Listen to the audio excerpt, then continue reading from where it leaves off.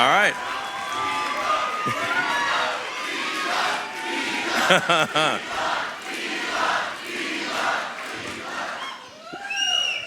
Well, I'm guessing this is a pro-Elon crowd somehow. Thanks, guys. Well, thank you for coming tonight. And it's an honor to be here and be able to speak to you. And I look forward to questions and comments. It's always interesting to have that Q&A and hear what people's concerns are and answer questions. And I think these things are great. So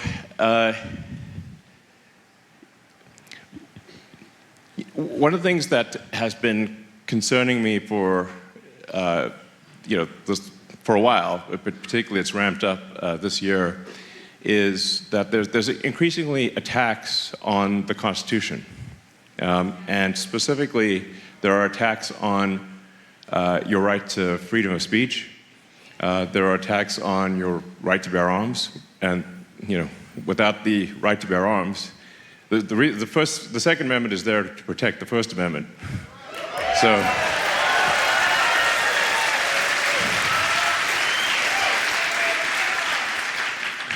and you have to say, why were these the First and Second Amendments? It's because the countries that people came from, if you spoke your mind, you could get imprisoned or you could get killed. That's why they said we've got to make sure we have freedom of speech. And then, well, how do we ensure that we have freedom of speech? Well, the right to bear arms. So,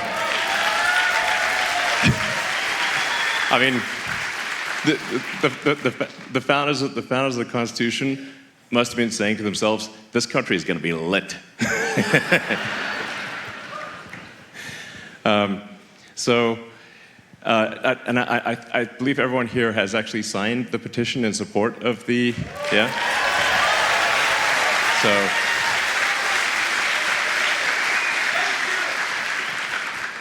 So one of the things we're doing is we want to try to get over 1 million, maybe 2 million of voters in the battleground states to sign the petition in support of the First and Second Amendment, because I think this sends a crucial message to our elected politicians who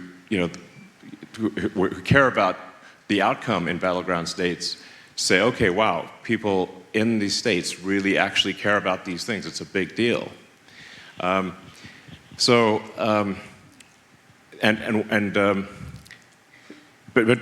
we really want to try to get as many people as possible to sign this petition.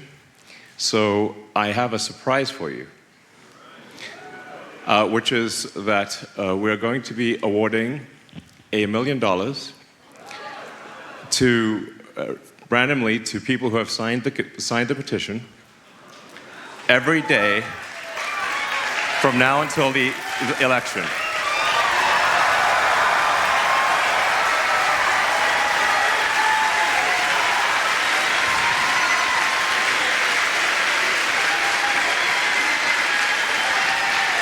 So,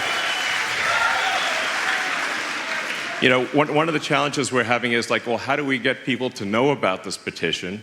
Because the legacy media won't report on it.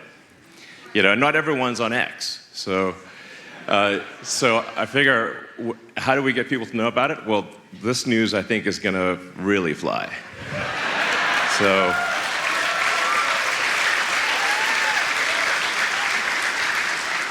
every day between now and the election, we'll be awarding $1 million, starting tonight.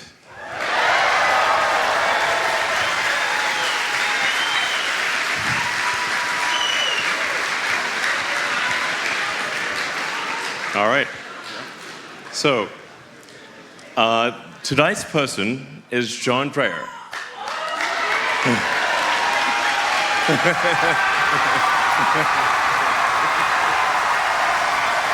Yeah.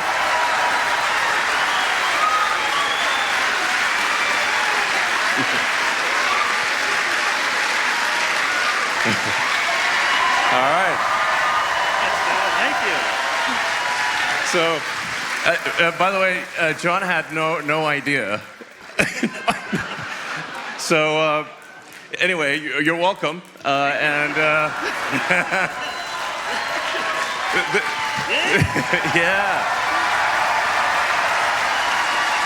So the only thing we ask for the $1 million is that you be a spokesperson for the petition, and that's it. Really, that's it. Yeah, that's it. So wait, do you want to say anything? Yeah. Yeah, go ahead. Thanks, Elon. This is great. I'm really ecstatic. I want to congratulate you on your rocket catch last week. Big curveball. But yeah, I've been following you for 10 years. Got your biography 10 years ago, and been watching ever since. And big fan. So Thank you. All right. Well, cool. So. Yeah, so I think this is kind of fun, it seems like a good use of money, basically. We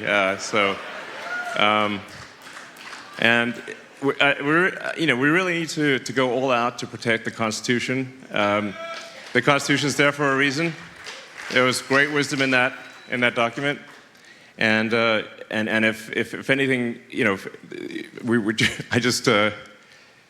it is what will save us from tyranny, and yeah. So.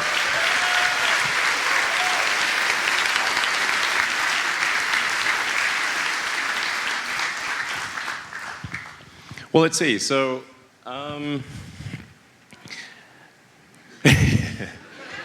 I don't actually have any, as you can see, there's no teleprompter or anything. I'm just like, what should I say next? I don't know.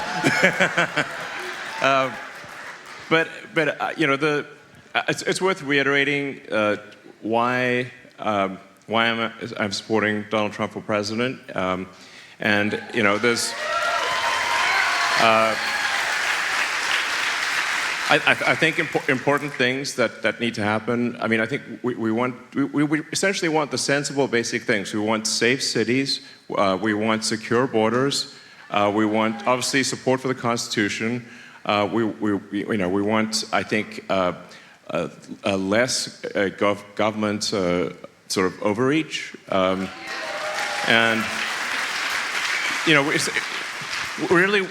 I think we want to restore freedom to the people, so that your individual liberties are prized, and you get to do what you want to do, and you're not sort of overregulated to death, which is kind of what's happening. It's sort of shocking, but I think there's something like 428 federal agencies. That's almost 2 agencies per year since the founding of the country, and more being created. And so I call this like sort of strangulation by overregulation. And this is crazy. So I think with the Trump presidency, we have a real opportunity to reduce the size of government, to have a sensible regulation, and really free the American people to do what they want to do.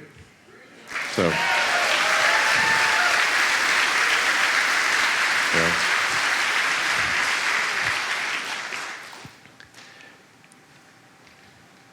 Yeah, I mean, I'm not sure. These are sort of right-wing values. They seem like sensible values.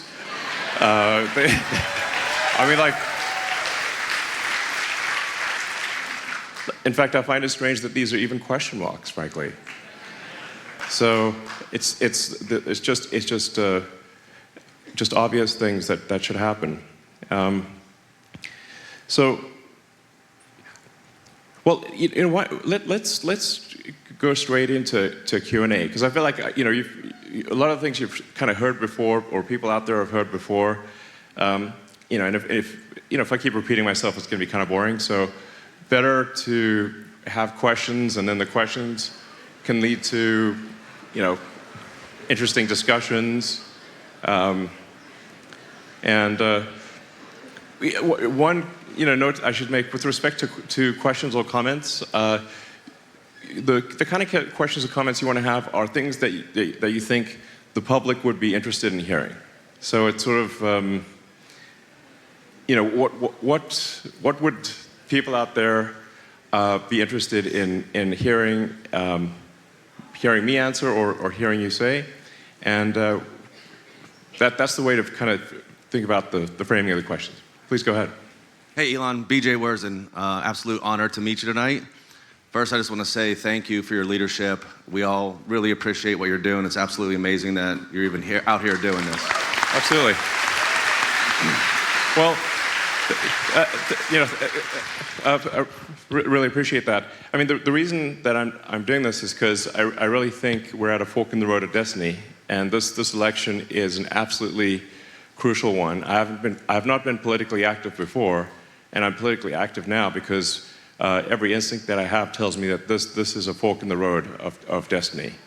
So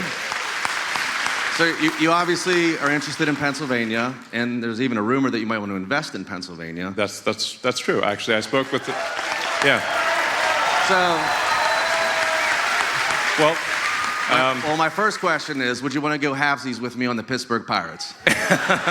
We could really piss off Mark Cuban. No, the real question, yeah. You're a numbers guy, you're looking at the numbers. Yeah. What are you seeing here in Pennsylvania and others that's giving you encouragement, and what are you concerned about? Well, I'm very much encouraged by the enthusiasm that I see. Obviously, in the crowd tonight is incredible energy and enthusiasm. It's like,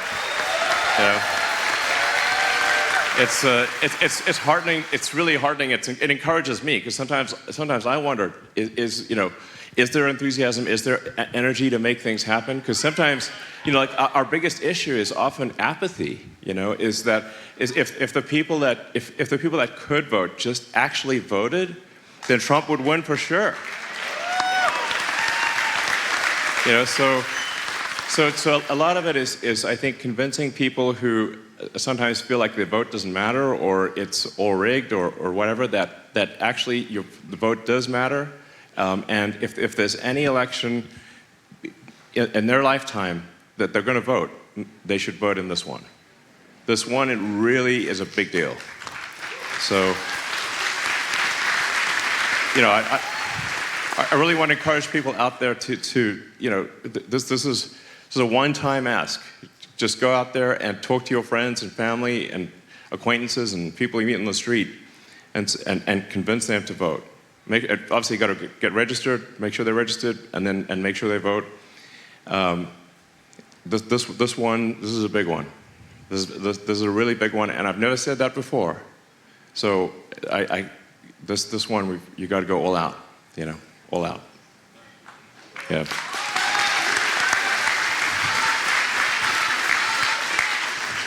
Elon, I'm Senator Greg Rothman. Welcome to Central Pennsylvania. We're so glad you're here. Thank you. So you've been in Pennsylvania at least the last week or so. Anything surprises you about this state, our Commonwealth? What have you noticed? What have you seen that's been a surprise to you? Well, I did live here for 3 years, so I'm not like a total stranger. I went to college in Pennsylvania, so I'm not like some guy who just like, what is the state? What's it like? I lived here for 3 years, so. No, it's a great state. I really enjoyed my time here, and and I think actually Pennsylvania it's the linchpin in this election, and how Pennsylvania goes, I think, is how the election goes, and yeah.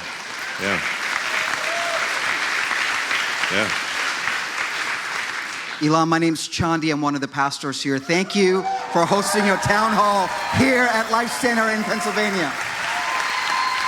Absolutely. My question for you is, would you hold an official position in the Trump administration? If so, what would it be? Would you create a new role for you to help save our nation? Well, yes. So I've had many conversations with President Trump, who is very much aligned in thinking that we need significant government reform. We need to get the government out of people's lives, really. And and have America be the land of liberty, which is that is what has made America great, is the land of liberty and opportunity. So you maximize people's personal freedom, and we make sure that getting ahead is a function of hard work and talent, and an honest day's work. That's really what should get people ahead, and that's the only thing, So.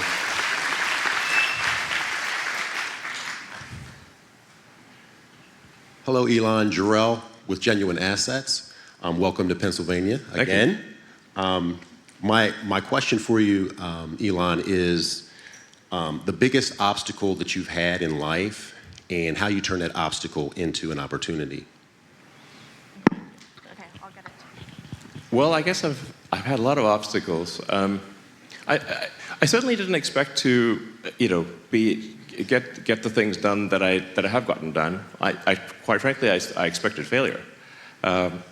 So it was really just that I wanted to do something that was as useful as possible. I wanted to be as useful as possible, and that was it really. So I didn't even really actually originally intend to even start a company. I tried to get a job at Netscape after graduating from Penn, and Mark Andreessen's a friend of mine, but they didn't respond to my resume that I mailed in. So I was like, okay, well, I guess I'll try writing software I've been writing software since I was a kid, so I'll write some internet software and see if I can do some useful applications on the internet. And I ended up sort of writing the first maps and directions and yellow pages and white pages on the internet back in '95. And that it was just really because nobody would give me a job on the internet. So that was it. If they'd given me a job, I guess I would have just worked at Netscape or something. But my best advice really is just try to do an honest day's work and try to be as useful as possible to your fellow human beings. Try to give more than you take, and I just have a lot of respect for people who do an honest day's work. That's what really matters. So.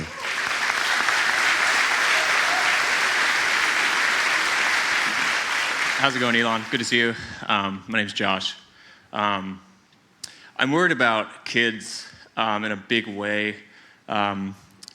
I grew up in Wyoming County, up north, small town area, real conservative. Got an education at Penn State, economics. And it really turned me away from my father and our small business that we had. I was basically raised to take it over. And I did once I graduated, but it kind of imploded afterwards, about a year. And I moved to California, and I didn't know what really happened. We got in a big argument, and I had to go. It was freeze, so flight happened next. Explored homosexuality, considered transitioning to a female, and wow, this is quite the journey. Yeah, and I think that there's a big problem with education that is having people. I guess my question is, what are other things we can do besides the impact that we can have on the Department of Education to help confused children that are trying to know who they are and how they can fit into their community and be productive? Sure. Yeah. Well, I think there's well, what I think. I mean, what I see is that there's like a tremendous amount of propaganda being pushed on kids in schools, and it's I think it's just messing with kids' heads. I mean, anyone that goes through puberty, it's going to be an identity crisis. Going through puberty, it's normal kind of to have an identity crisis, really. And I think we should tell kids if you're confused, that's okay. It's coming of age. We shouldn't steer them in a particular direction or convince them of something that they're not. It's okay to go through an identity crisis. Everyone does. But I think what I see in schools is that they tend to send kids down paths that they wouldn't actually go down because they're being pushed down that way by the teachers, and by the propaganda that's pushed in the schools. So.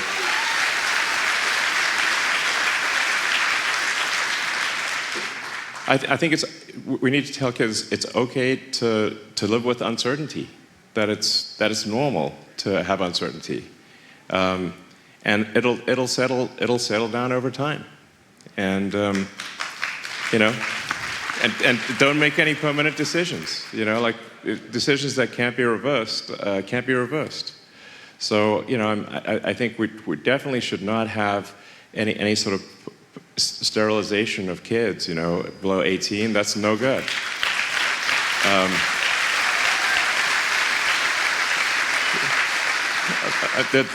There's an age of consent for a reason. And we don't let kids get tattoos until they're 18, and we don't, alcohol is technically illegal until 21, although that's often, observed in the breach. But we just want people to not make decisions when they're young that make them unhappy as an adult. That's really what it comes down to. And I think you want to say we want to optimize for people's long-term happiness. But that means making sure, like I said, that there are no irreversible changes during a kid when a kid has an identity crisis, which every kid has, and that's totally cool. And so my opinion is we should just tell kids when they're going through puberty and an identity crisis, that's totally normal, and don't get too stressed about it. And things will settle out how they settle out, and that's the right thing to do.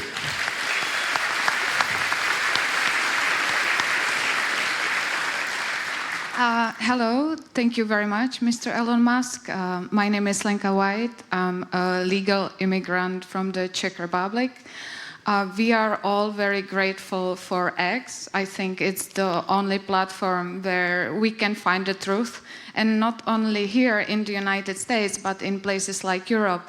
My question is, what is your vision on the future of the media under Harris versus under Trump, how it would look like, and can the legacy media still earn the trust back, and what would happen to X, of course? Thank you so much. Sure. Well, no, it's a great question, because I think what we'll see is a lot of censorship under sort of the Kamala regime. Kamala is really she's just a puppet, frankly. I mean, if the teleprompter breaks, doesn't know what to say. So I just call it the machine, the kind of big government machine, essentially. And you sort of have a face on the big government machine, and when the Biden puppet was not working out, they sort of got a new puppet. But it's still the same machine, obviously. And it's extremely undemocratic what was done.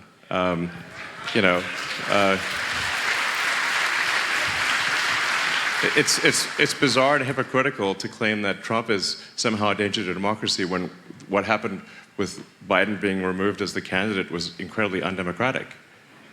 Yeah. So it doesn't make sense. But there's clearly a strong push for censorship under the guise of fighting disinformation. But really, disinformation is a propaganda word. It's not well, who's going to decide what's disinformation? The government? That's crazy, So yeah. So I think we'll see. This is this is why we have this petition in support of freedom of speech and right to bear arms. Is that it's under siege. It's being attacked. But really, we should have the free marketplace of ideas. People can propose an idea. They can the people can discuss an idea and they can make a statement. People can rebut that. You can have this sort of the people can decide. And I think it's far better for information to sort of bubble up from the voice of the people than to be decided by a handful of editors-in-chiefs of newspapers. That's, yeah.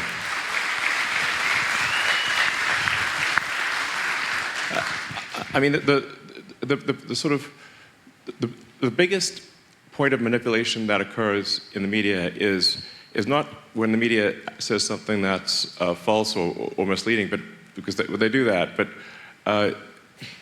their choice of narrative. What are they going to talk about? Is that's by choosing to focus on one thing and not focus on another thing, that they're sort of steering what information the public receives. Whereas I think the right thing is that the narratives that are important should be the narratives that the people as a whole think are important, not what a few media oligarchs think is important. So, yeah. But they sure like controlling information. So I think if the Kamala machine wins, then we'll see. I think severe censorship is what's going to happen, and that's why I think this is the last election. Yeah. Thanks to you, Kamala is not going to win. I'm Chet.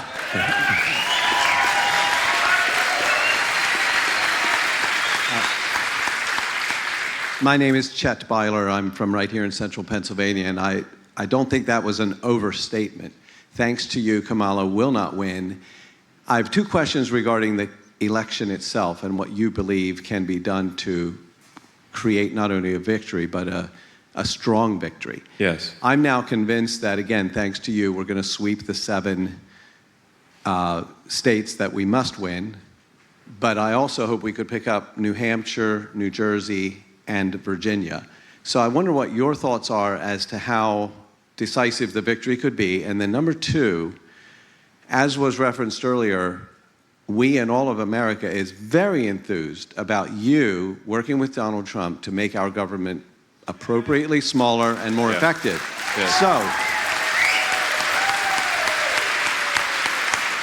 because that message is so compelling, I wonder if your super PAC could be a little more clear about that point as it relates to you affecting that upgrade to this great country.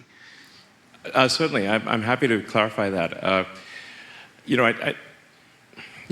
think a lot of the things I say, I feel like I'm just stating the obvious, but sometimes the obvious isn't what happens, or is that if America is not strong, if the West is not strong, then nothing else matters. The companies that I run, they don't matter.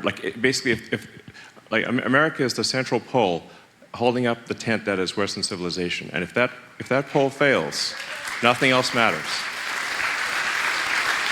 So nothing else matters. So I've tried to encourage a lot of people in business and technology to say, hey, you just got to think long term. You don't even need to be altruistic. You just got to think long term and say, if America fails, what good is your business? It doesn't matter.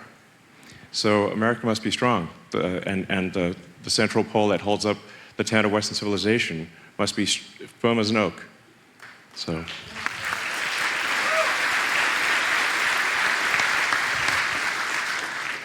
Hi, Elon. My name is Joselle, and thank you for saving free speech. My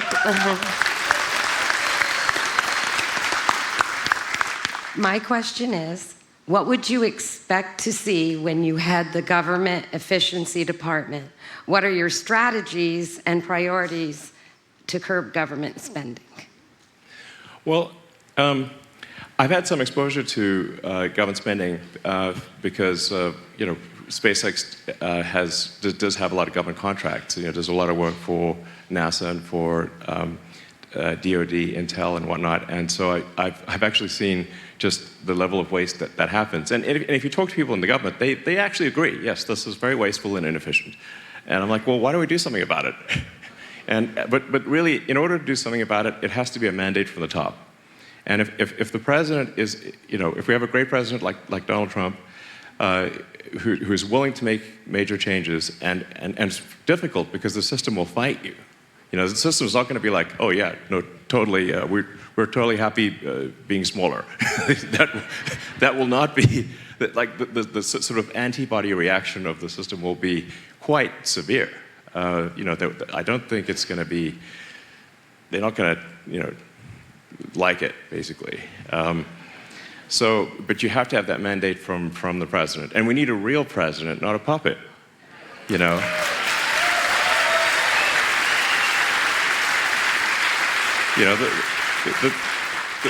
thing that scares the system, that scares the machine, is that Donald Trump is not a puppet. He's a real person, and he's not beholden to anyone. And that's why you see sort of, that they're trying to kill him, And I mentioned as a joke, I meant it as a joke, that no one's even bothering to try to kill Kamala. Because there's no point. There's no point, is what just get another puppet, So I'm not suggesting someone should try to kill her, it's pointless. But I'm just saying, I'm just making an observation, nobody's bothered. Why is that? Because it doesn't matter. Yeah, assassinating a puppet is pointless. So, yeah.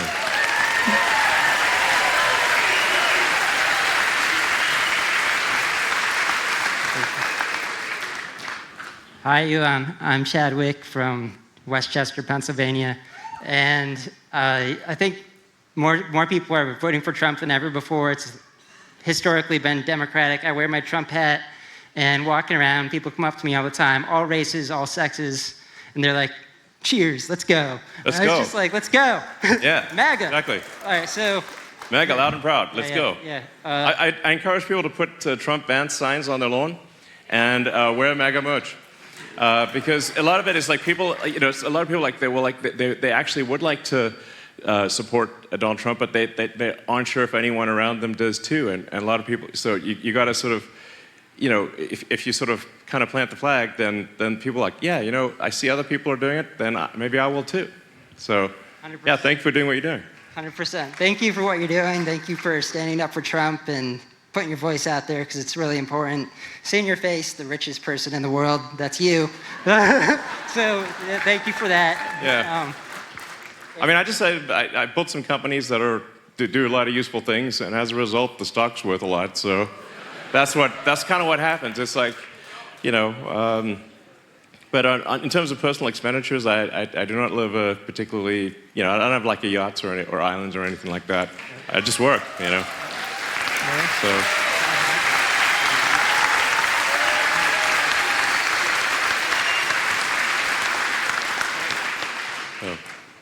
Good evening, Elon. My name is Jared.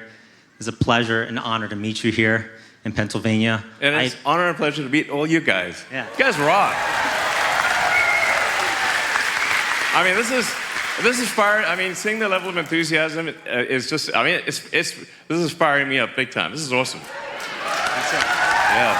Me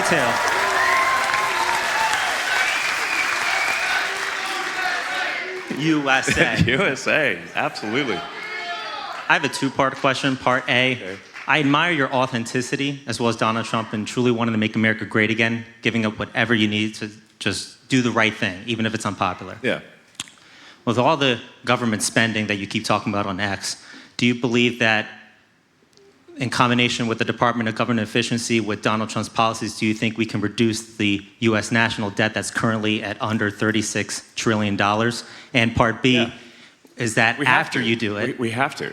Yeah. Like if we don't do something about the debt, it's going to like this is like for some reason just the legacy of mainstream media just ignores the fact that America is going bankrupt like crazy. It's like at a rate that is unprecedented, and the reality is that all government spending is taxation. So people think, well, there's government spending and taxation are somehow separate, but they're not. All government spending is taxation because the deficit is what results in inflation. And inflation is a de facto tax because it causes all prices to rise and makes people trying to just live their lives have a lot of difficulty. But inflation throughout history has been used as a pernicious tax because it's like it's 1 degree removed, so people don't feel it directly. They sort of and then the politicians will try to blame it on something else, but it's all about government spending. Government spending is what drives inflation. So the key is we've got to reduce the government spending, and if we don't, we're going to go bankrupt as a country. End of story. Just like a person. If a person spends beyond their means, they go bankrupt. And we're spending beyond our means, and we're spending on like silly stuff that doesn't actually benefit the public. Correct. Yeah. And part 2 to that, I believe you're going to do that with Donald Trump. I'm just telling you that it's not if, it's when, because I am confident you and Donald Trump are going to truly make America great again. Well, thank you, but I do want to caution against complacency is the only thing. Correct. So it's like we just need to be super hardcore about getting every possible vote. Confidence, yep, not complacency. Yes, exactly. We want to be confident, but not complacent. Correct. And so that's why it's like we've got to just be total evangelists about the voting. Yep.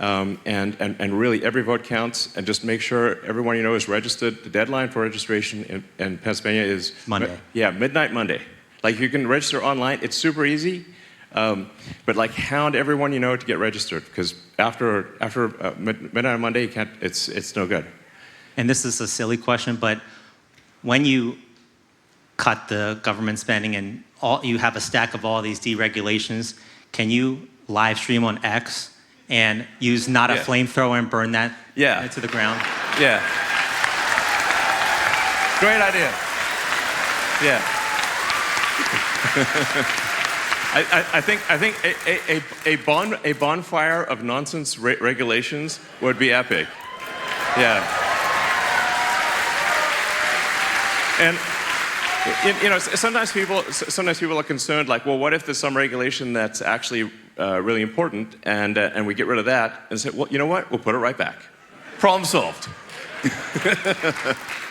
So, all right. Well, Mr. Musk, thank you for speaking directly with the voters of the United States. It's pretty great of you. Yeah, absolutely. Removing yourself from the equation, what does it say about the Biden-Harris administration and the would-be Harris administration that that they haven't worked with such great American companies such as SpaceX, Tesla, and then even speak out against X? Yeah, I mean, it's pretty weird. Yeah, because it was kind of a surprise, because it's like, Biden, for example, had that like electric vehicle summit at the White House 6 months after getting inaugurated, and specifically excluded Tesla, even though Tesla makes more electric cars than ever. Yeah, it was not cool. And then credited GM with driving the electric vehicle revolution, and that was the second event, and then in that quarter, GM shipped 26 electric cars, and Tesla shipped 300,000. So I'm like,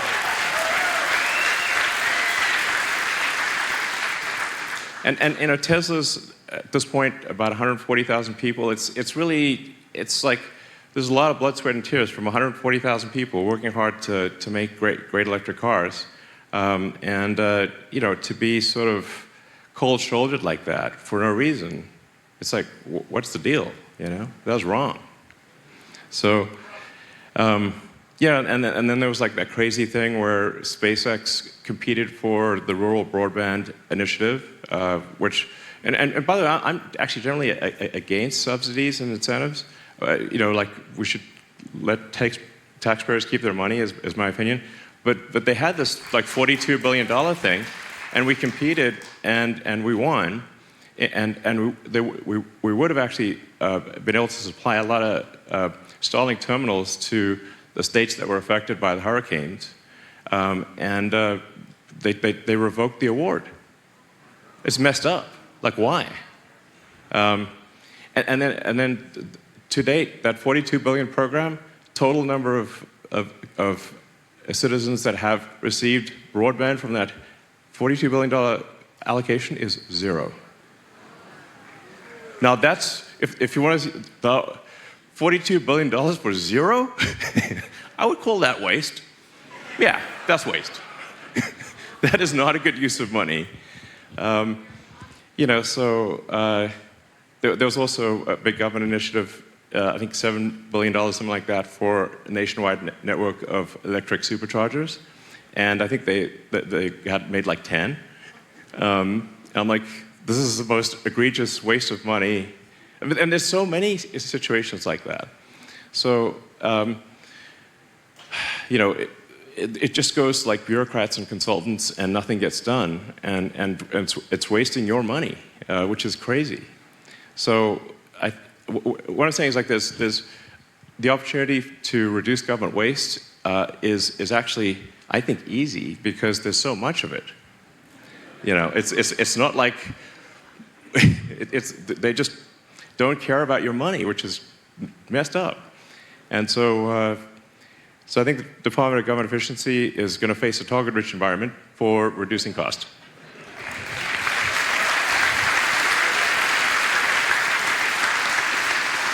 Hi, Elon. I've been waiting years for you to join the MAGA movement, so we're so glad you did. Yeah.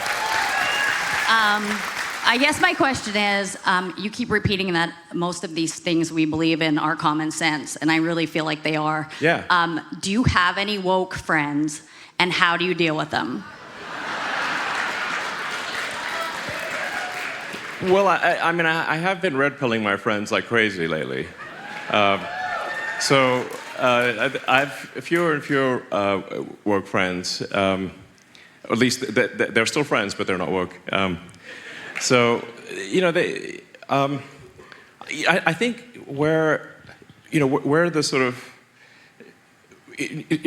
the sort of good interpretation of the woke movement is that we want to have empathy for our fellow human beings. And of course we want to have empathy for our fellow humans. I strongly believe we should care about humanity and we should care about the future.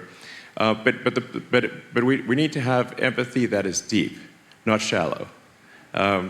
Shallow empathy is caring about criminals, but deep empathy is caring about the victims of the criminals. And so why do we have repeat violent offenders released on the streets, often with no bail? It's crazy. And they prey upon people, innocent people, and then our streets are not safe. And how can America be the greatest country in the world and we don't even have safe streets?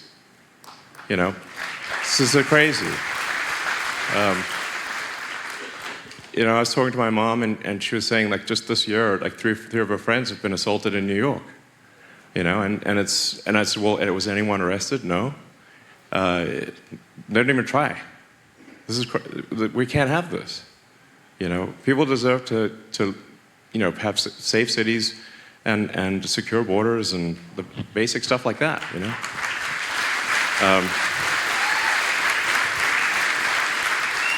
Yeah. So I think it's.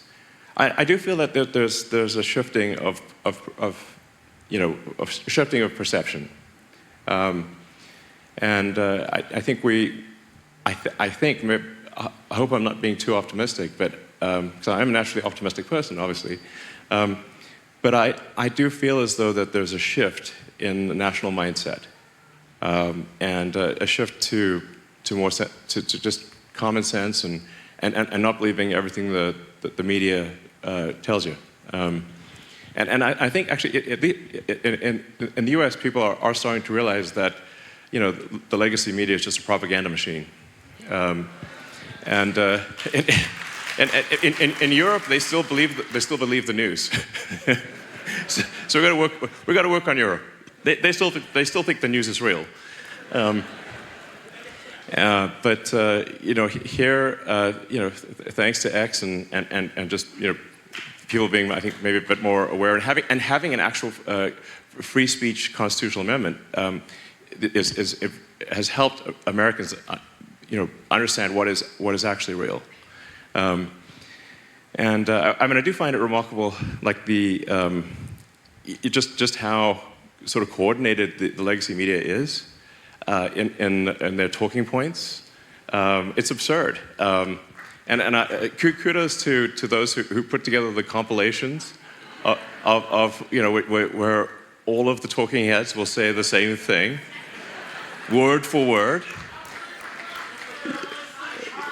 Yeah, and they'll say the exact same thing, but I think their propaganda is not even good, frankly. It's not even entertaining. So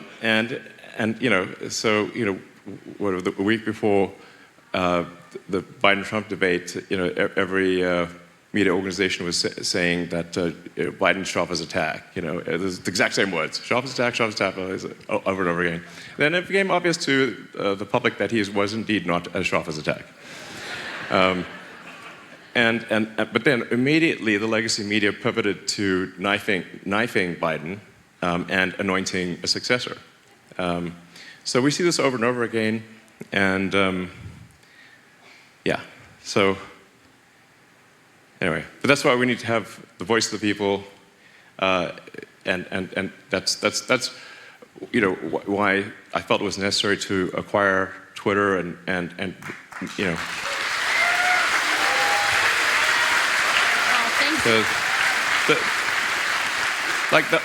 the whole point of acquiring Twitter was to restore the voice of the people. So.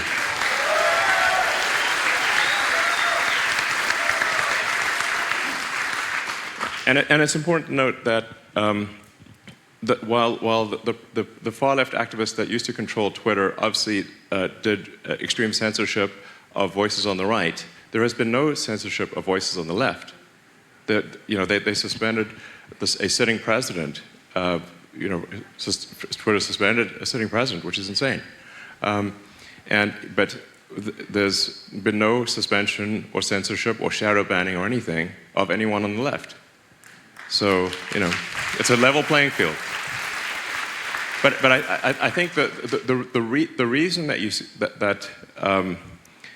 the sort of far left activists want unanimity in all social media platforms and in all legacy media is that their ideas do not stand the light of day. That is the reason. They actually don't stand up. And so unless everyone is parroting the same thing, their ideas will fail. So. Hello, Mr. Musk. My name is Zion Thomas, and I was gonna ask for $1 million, but my parents told me to keep it professional, so. Well, it's actually still possible that you may win that, and so. But yeah, so you taking over Twitter was awesome. I want to know what other radical ideas you have to save our nation while working with Trump. Yeah. Well, I try to be as literal as possible. So the values stated on the Ad America, the America PAC website and X account, I try to be just as straightforward and literal as possible. So that's why it's sort of safe cities, secure borders, sensible spending, protect the Constitution, especially the right to free speech, and these are all, like I said, things that seem very obvious and frankly normal, but they're not being done, and they're in severe danger if the Kamala machine wins. So. Hi, I'm Nikki, and I've been working with voter registration, and a lot of people are concerned about the escalation in the U.S. military in Israel because there's over 100 troops there on land now. What do you think of this idea? A Boring Company offering to build an island off the coast of Israel and call it Palestine.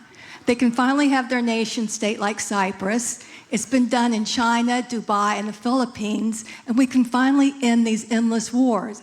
Could there be enough rubble in Gaza to do it? Thank you. Well, Gaza is a thorny problem indeed.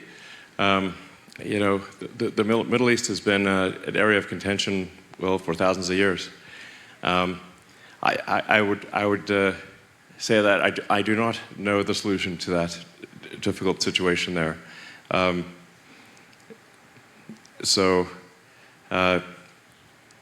not sure there is. I'm not sure there is a good solution. There may be, but I think we need to make sure that America is solid. Like, so I'm like, let's just make sure America is strong. And you know, I do think we interfere too much in what other countries do. And a lot of our attempts at regime change, in fact, the success of the State Department in achieving regime change is terrible. I mean, you know, so there's all this effort spent, like, all this money spent trying to affect regime change in various countries, but failed in Cuba, failed in Iran, failed in North Korea, failed in Russia. Where were the successes? But a lot of people died, and a lot of money was spent, but what good has come of it? So I think we should interfere with other countries a lot less.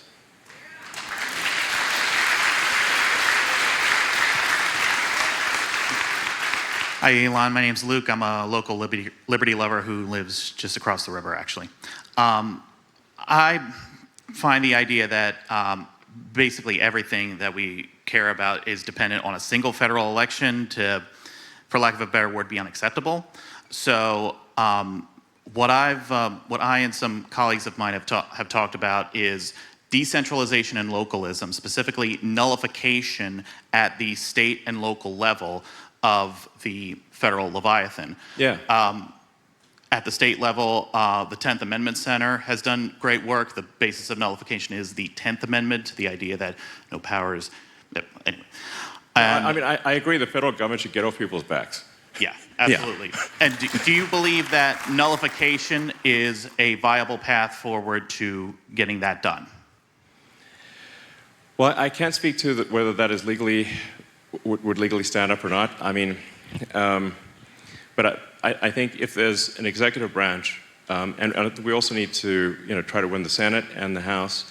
But if there's you know, a consensus that the federal government should do less and restore power to the states and to the communities, which I think should be the case, then I think we can make that happen.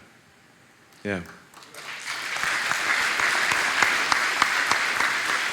Hi, Elon. My name is Edward, and one of the really great things about going to these rallies are the people that you meet. Tuesday at the J.D. Vance rally, I spoke to some young students, and they wanted to be healthcare professionals. And the hardest thing for them to deal with was the financial obligations of doing it, trying to get an apartment and everything else. And I mean, I went to Germany, and college is free over there. So there's no one in the world that can tell me that America can't do it better. Well, can you help those Rileys of the world out, please? Well, I think that there are a lot of issues with college education. It's gotten very expensive because the administrative portion of colleges and universities has grown dramatically compared to the educational portion. So if you say, like, how much is actually spent on teaching people? Very little. So I think that you've got these sort of administrative groups that far outnumber the actual number of professors, and like there isn't actually a need for college to be so expensive. It should be far less expensive, but the sort of bureaucratic creep and the administrative burden have grown dramatically over time, and that is what has caused college to be so expensive. It doesn't make any sense. So, yeah, but there is. I mean, if if we do sort of make college free, we have to be careful about that because then it's open season for wasteful spending at universities. And like then, however bad it is now, it's going to be even worse in the future. I think we need new universities to compete with the existing ones, because what actually matters is how good is your education, not how much was spent on administrative BS. You know.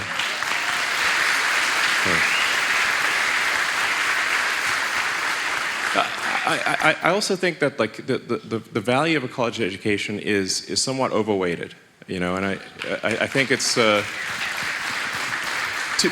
many people actually spend 4 years, accumulate a ton of debt, and then often don't have useful skills that they can apply afterwards. And I think I have a lot of respect for people who work with their hands, and we need electricians and plumbers and carpenters and.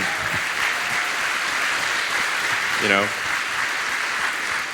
that's a lot more important than having incremental political science majors, I think. You know, so I think we should not have this idea that to be successful you need to have a 4-year college. That is simply not true. Hello, Elon. My name is Beam. It's a pleasure to meet you. My question is, as we near the election, I know you're covering a lot of ground, going to battleground states. How important do you think ad buys will be this election? Because in 2020, Mike Bloomberg, we know, spent a vast amount of money trying to get Biden into the White House. So are you looking into that? And yeah, that's my question. Well, actually, I'm not sure. I mean, the amount of money spent on advertising in the battleground states is truly staggering. And in fact, the Democrats are outspending Republicans dramatically. Depending on how you count it, I think it's like 2 or 3 times more money is being spent by Democrats than Republicans. And in addition, they have the legacy media on this side, and they have a whole bunch of Hollywood celebrities on this side. So it's remarkable that this election is in contention at all, given that they have really, you know, all that on their side. But I guess you got to reach people with a message somehow. So I think probably, you know, we do need to do more advertising, just so that people hear the message. But in my opinion, the thing that's actually most important is getting friends, family, acquaintances, anyone you run into, to register to vote and then to actually vote. So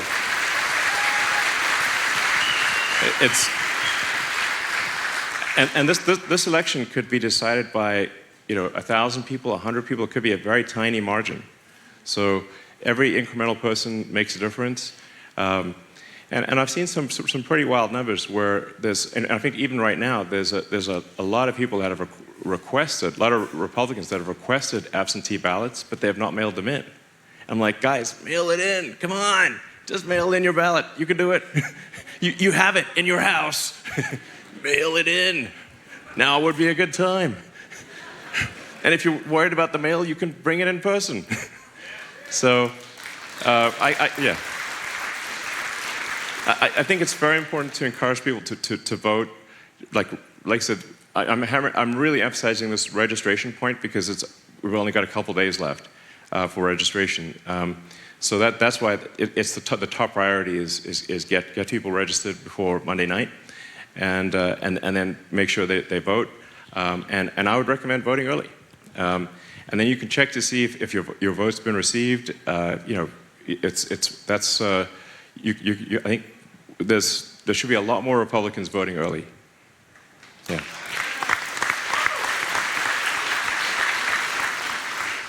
Hi, Mr. Musk. It's a pleasure to be able to speak to you. Thank you so much for pushing the world forward in every industry, and I'm sure you'll be doing the same now in politics.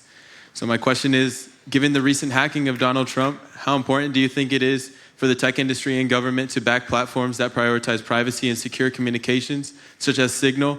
And do you see an opportunity for your companies to partner with this platform or to better protect user data or even safeguard government communications? Yeah. I mean, there's always this debate between you know, privacy and security, but I think the bias should be towards privacy. I think we should not trust the government, really. We just shouldn't. So, and I'd say even if I'm in the government, don't trust the government. Like, that's it's just we've got to protect the privacy of citizens and make sure that people really have their liberty and they're not being spied on or manipulated. So yeah. So I think we need to make sure that there are not like back doors and weird things and that where the government can spy on and potentially take action against people. Yeah. Hey, Elon. My name's Ron Blauk. I'm from Harrisburg. Before I ask my election question, I just have to tell you that I accidentally caught the launch and catch of both sections of Starship on live, and it was breathtaking, which I know everyone in here knows, but I want you to be acknowledged for the level of inspiration that you're creating worldwide. I was cheering in my office, like watching this thing go down, and so thank you for that. No, you're most welcome. I mean, I think it certainly inspired me, and that's a testament to the incredible work by the SpaceX team. It's a very talented, super hardworking team, the making rockets fully and rapidly reusable is really what's going to open up space for humanity and enable us to have a base on the moon and build a city on Mars and be a spacefaring civilization. So a lot of people don't realize the difference between like an expendable rocket and a reusable rocket is like 10,000%. It's literally at least. You can think of it just the difference between what does it cost to fill up a car versus buy a car. It's the same difference for rockets. If a new rocket is needed every flight, that's super expensive and difficult. But if you only have to refill the rocket, it's dramatically cheaper, just like it is for a car or an airplane. Understood. Pulling that off and doing the catch and the landing in the ocean was just so stellar. Yeah. All right, so my question is on election night 2020, I sat down to watch the returns and I watched them steal the election. All right, I saw it live, watched it all night, okay? If you were watching it then, you knew at 9 o'clock when Fox declared Arizona that it was going down, and that was the moment, okay. But even worse than that was over the next months watching the courts and the shenanigans in the courts and the lack of good representation that Trump had and just nothing happening because there was obviously a problem. Nothing seemed to be happening in the courts at all. And between that day and now, it doesn't look like anything has changed. And so we're about to I think the votes matter, but the count is what matters. And if the courts are corrupted, we're not going to get anywhere. And so are you participating in that? It seems as though you're aware of that. How can you help solve that issue so that we don't have that problem again? Yeah. Well, I mean, if the margin of victory is high enough, then I think it can exceed any sort of cheating that may take place.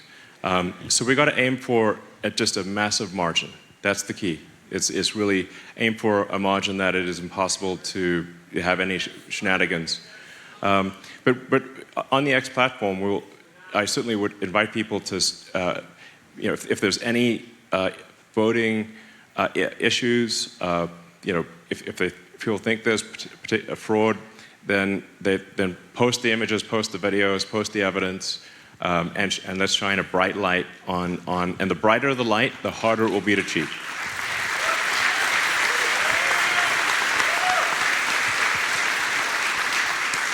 Hi, Elon. It's a pleasure to make your acquaintance.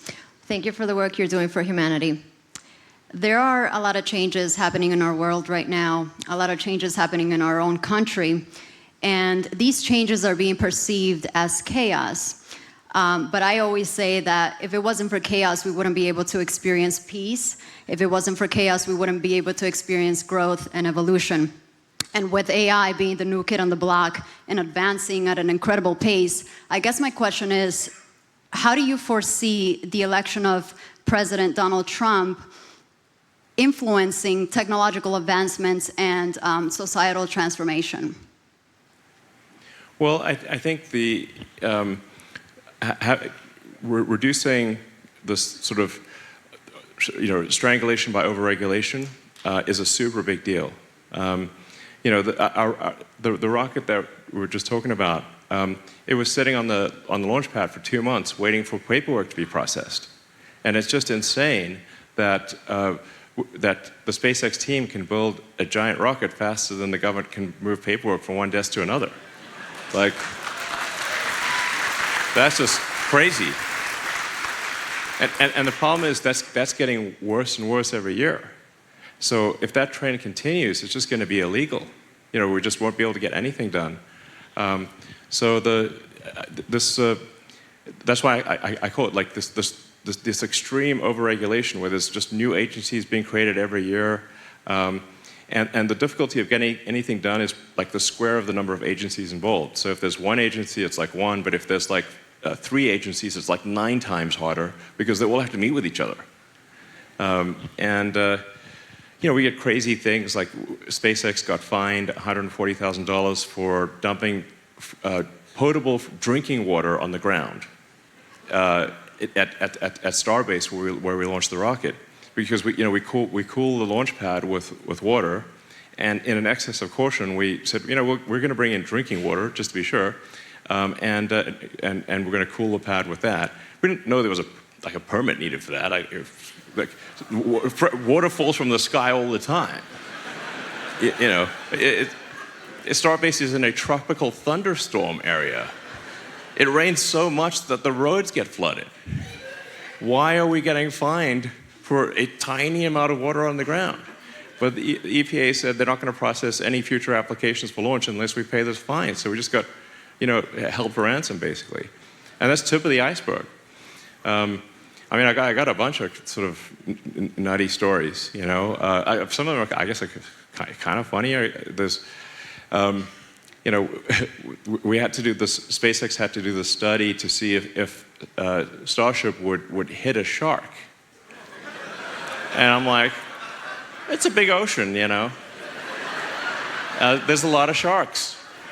It's not impossible, but it's very unlikely. And said, well, you have to, this is, I think, from National Marine Fisheries, one of the, NIMF, it's called.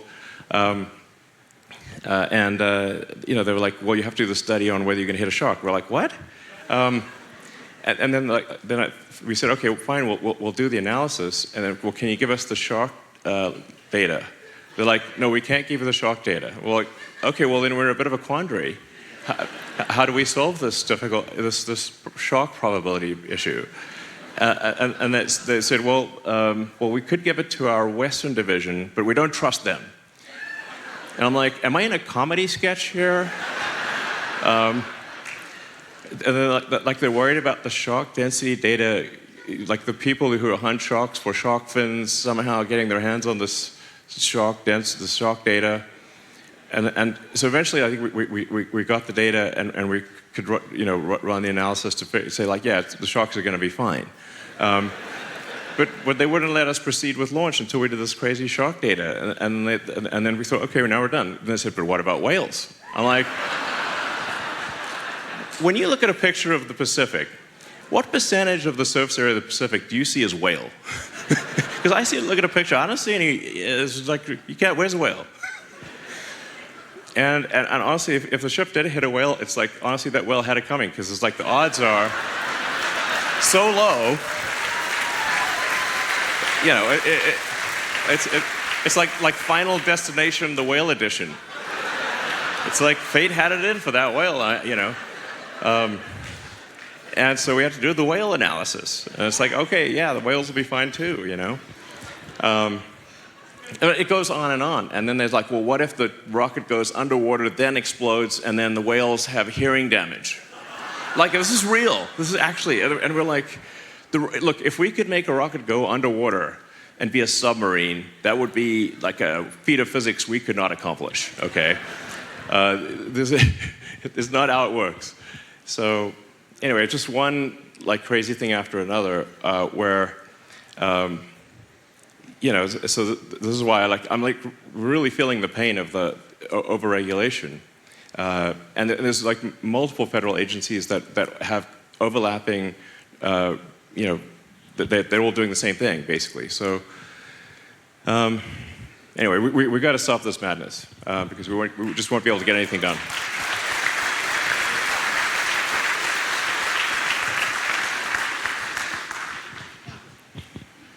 Hi, Mr. Musk. Thank you so much for doing everything that you do to try to save our republic. I am a citizen journalist. I started a small community newspaper in Strasburg, Pennsylvania, called the Strasburg Herald, to fight the fake news. That was in 2021. Since then, as you know, as mainstream media is corrupt, I frankly feel threatened, and they are sabotaging, the big tech companies are sabotaging, shadow banning, and redlining my content. Google, Meta, Newsbreak. Right now, as I'm speaking to you, Meta is now allowing me to promote election ads, and I've given them everything that they needed. So my question to you is, would you consider establishing a Citizen Journalists Association, an organization that could help us fight this giant beast that we can't take on by ourselves, and provide training, a code of ethics, and protection so that we could get the work done? Yeah, I agree with you. There should not be, it should not be okay for Google or Meta or anyone else to preferentially show left-leaning media, because then how do people even know what's going on? So, you know, and it's sort of, yeah, I mean, apart from X, I mean, they're pretty much all sort of controlled by left-wing activists, and then but that's obviously, you know, unfair. It's so. I think they should be compelled to show content from all sides. They shouldn't be allowed to put their thumb on the scale and with political bias, because if they are doing that, then they're entering the political game, and then they're subject to political punishment. Well, I think There's a lot on X, and you know we don't have the funds to protect ourselves. Yeah. Not with lawfare, you know, they can shut us down with lawfare. They can sue us for any reason, and the burden's still going to be on us to protect ourselves, to defend ourselves. Yeah, I think that this is really a situation where the federal government should be saying that if a company has like 70% of the search market, like Google does, Microsoft's got most of the remaining 30%. It's a duopoly. They have to be fair in what they show. They can't be biased, because otherwise they're I think falling afoul of antitrust. You know, so that's. But I think if it's not done at the federal level, I think it you know that's the only level where you can actually exert influence on giant companies. And it's really just to say like, hey, you got to be fair and show, you know, and not put a political thumb on the scale. It's not right. So, and there's, I'd say there's another big factor, which is that there's a lot of the advertisers also exert political pressure, which is I think not okay. So then there's you know all these moves with these like fake NGOs with nice sounding names like Center for Countering Digital Hate. Of course, who wants digital hate? But actually they're just a left-wing censorship organization. And so they push these boycotts of any publication that doesn't support left-wing views. And so they just try to starve out any publications that have even sort of centrist views. So. Hi, Elon. I'm David Fox. I'm a husband, a father, a grandfather, a small farmer, a carpenter, a heavy metal musician. Excellent. A Teamster truck driver with over 1 million miles of safe driving. Oh, you're a talented man. So if you happen to know a guy who might need a Secretary of Transportation, let me know. Okay. But anyway, I was supporting Trump since 2015. And we all know that the Democrats are going to throw everything they got against you and against Trump. Yeah. I mean, that's just a given. 100%. But my question really is, what the worst part is the neocon, milquetoast, naked Ken doll Republicans. Yeah. Which I stole that line from Jesse Kelly, if anybody knows. True. The sort of But the uni-party people. Right. I mean, it just seems like they're the worst, that they would be the worst. The fake Republicans. Yeah. They would be the worst threat to the agenda of anyone, because you already know what the Democrats are going to do. Yep. So I don't think that those people know how much regular people like us despise those people. Yeah. I mean, we've got to vote them out. Yes. That's really what it is. And my question is, has there been any talk at all about what to do after we win with those people? Because we already, like I said, we already know what the Democrats are going to do, but what about, the Lindsey Grahams of the world, or the John Cornyn's, or the Mitch McConnell's, or, because you know what they're going to say. They're going, well, there's nothing we can do. That's how they're going to act.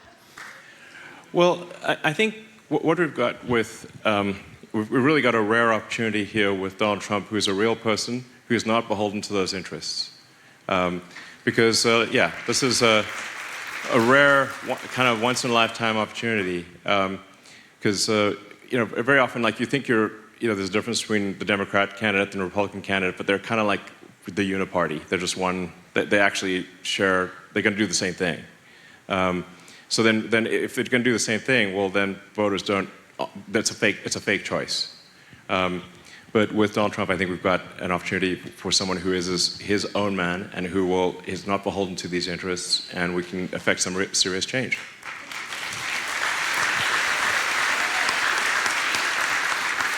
Well, hey, Elon, I know you have a burning question for me. If I'm Indian or Jamaican, I'm born in India.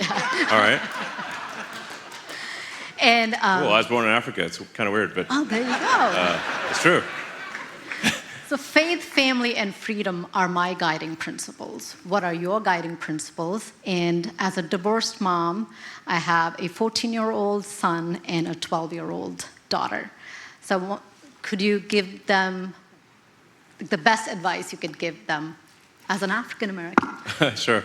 Well, I mean, my advice is generally to try to, it sounds maybe like a platitude, but it's really just, it's like try to be as useful as possible.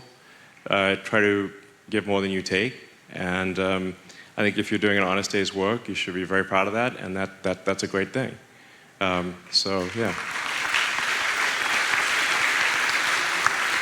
I struggle with mom jokes, so do you have a best dad joke for them? Now, what I have is, I mean, dad jokes. I mean, I guess I probably, for some reason I can't remember any dad jokes right now. I have one. Yeah, exactly. I have one. Okay.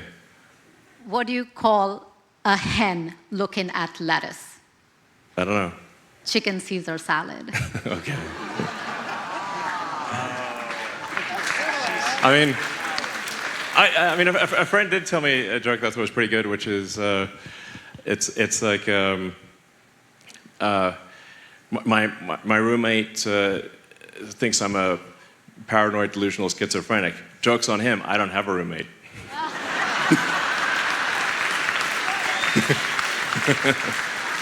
So. Hi, Elon. I'm Charles. I'm a Gen Zer, so I'm in college right now in Pennsylvania. I'm a little nervous talking to the richest man in the world, but I have a quick financial question, actually. Like, you're the richest man in the world, you're the best person to talk to. So I want to start a family in the next coming years. I'm a Christian man, and that's something I want to do. Great. But obviously with this, with our country's financial state right now, it's really hard to get a house, let alone pay my student loans. So I know the average age of getting a house right now is like 34. So what advice would you give to Gen Zers and younger people trying to build a family, trying to start a family and get a house? What advice would you have for that? And then I guess I can answer that question if you'd like. Oh, yeah, you got it. I mean, my recommendation really would be do not delay having a family. You know, even if things are tough, it's really like there's a baby crisis. You know, the birth rate has plummeted. You know, the birth rate in the United States has been below replacement rate since roughly when I was born in 1971. So that's a long time, and it's continued to decline every year. So you know, I think if there's no humans means no humanity. So something's got to happen to turn around this crazy low birth rate, or we'll simply disappear. So you know, I think even if things are financially difficult, it's still, you know, go for it with regard to a family. And then regarding housing costs, I think the thing that's driving up housing costs is the crazy overregulation. It's like so hard to build new houses, and to meet all these regulations, the regulations stifle new housing creation. So I think if we can alleviate the crazy number of regulations for houses, still want to keep them safe, then the cost of a new house should fall dramatically. So, and what was the second one? Yeah, just one quick serious question. Can I get a Cybertruck? No, I'm just kidding. All right.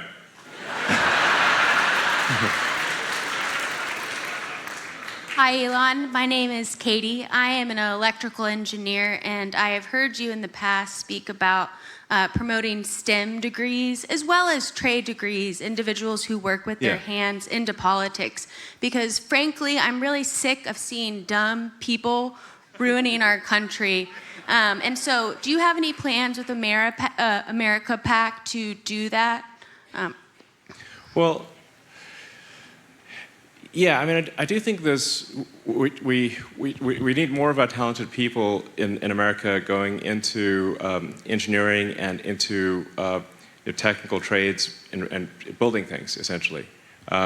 We have too many of our smartest people go into law and finance, which is both a criticism and a compliment. But I think we've got too many people in America in law and finance. Not that we shouldn't have some, but we've got too many. And there should be more that are doing engineering and manufacturing and building things.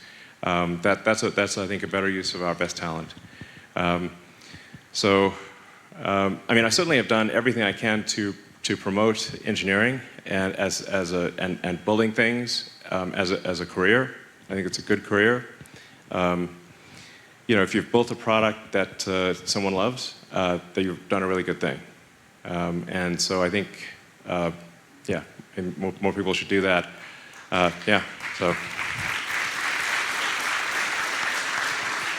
First off, thank you for this amazing opportunity. A forum like this can only exist when and where there is free speech. And thank you so much for bringing that to the forefront in this election, because it's absolutely what is on the line. So I know this is being live streamed, so if you are at home and you have not registered to vote, please do so. Please get out and vote. Vote early, and please sign the petition at the AmericanPAC.org. So thank you, but it sort of leads into my question here. Your positions on fundamental freedoms and government oversight and efficiency are well documented. Are there any other issues important to you that haven't been as widely covered, and how would a second term for President Trump be relevant to those issues?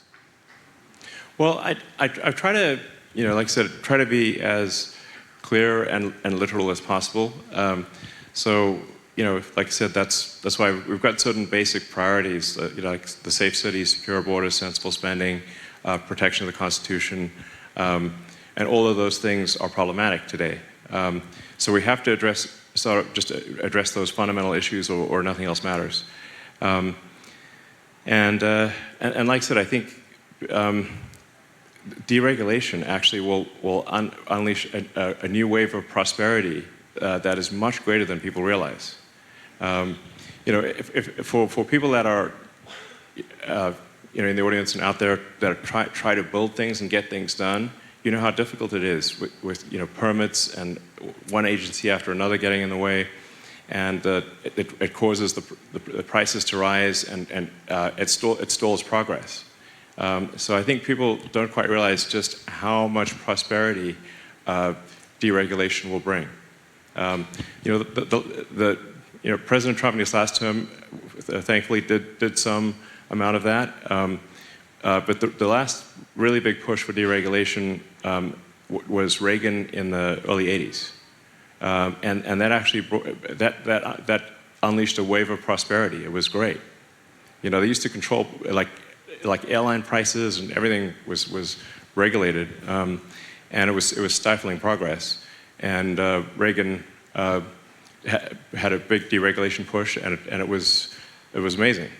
And the '80s were great, and '90s were great, actually. So, yeah. I mean, I lived through the '80s and '90s, and they were great. So I think actually you'll see you'll see just how much better it is if progress is not stifled by overregulation. It's really a big deal. All right.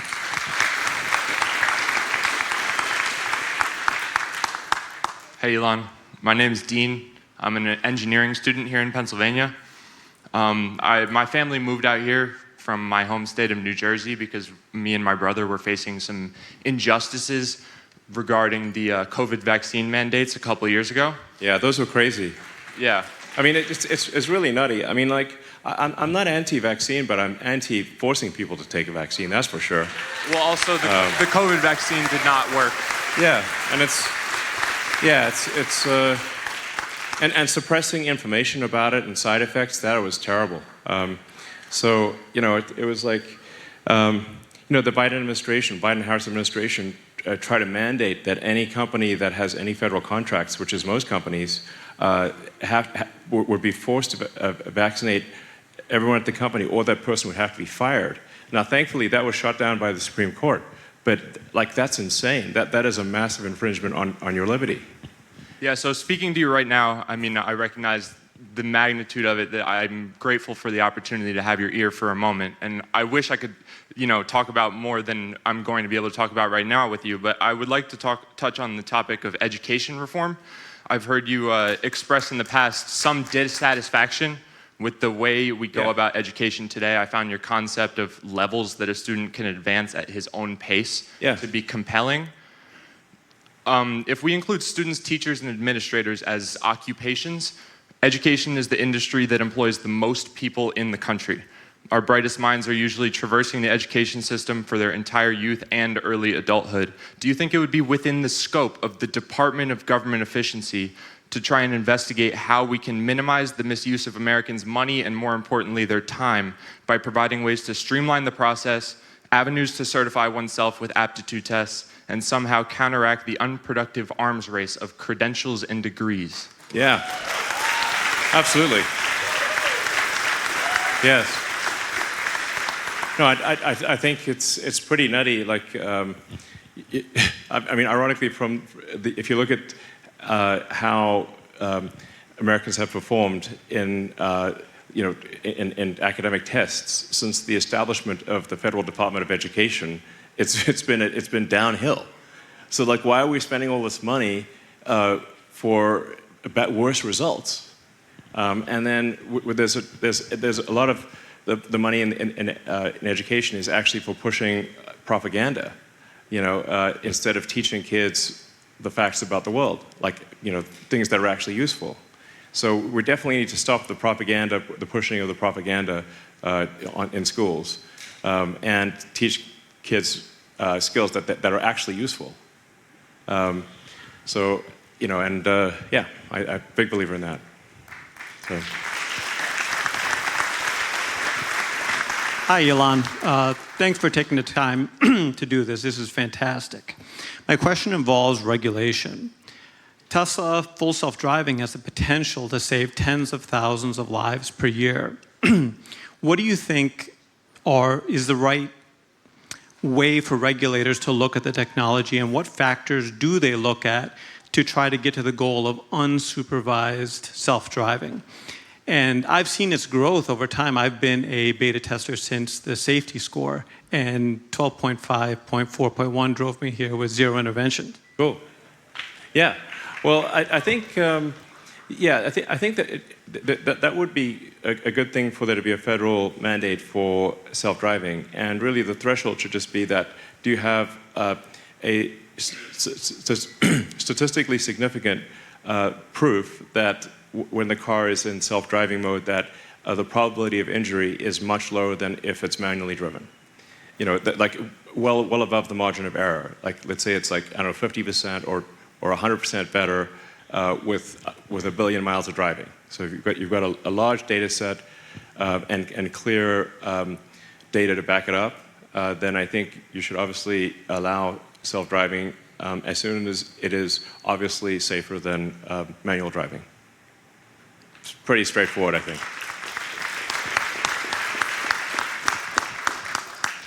Hi, Elon. My name is Molly Hughes. I'm an engineer from Lancaster. And I just want to say thank you for all you've done for free speech. And I realize that's saying almost nothing at all in proportion to what it's meant to all of us. My question is, given that Marxist ideology is responsible for the death of 100 million people in the 20th century, why do you think it's making a resurgence, and what can we do to help combat it in our daily lives? I mean, I agree with you. It's kind of blowing my mind that, like, I thought that was a dead philosophy, but it's alive and well in a lot of our educational institutions. You know, I think part of it is that you've got a lot of colleges with these giant endowments that insulate them from reality. So you can sort of have this fake communist utopia at a university because they don't have any feedback loop to reality because they got these giant endowments and a ton of government funding too. So that allows them to be disconnected from the realities of you know, the free market. They take advantage of the free market, but they live in a sort of pseudo-communist world in a lot of these colleges. So they just don't get it.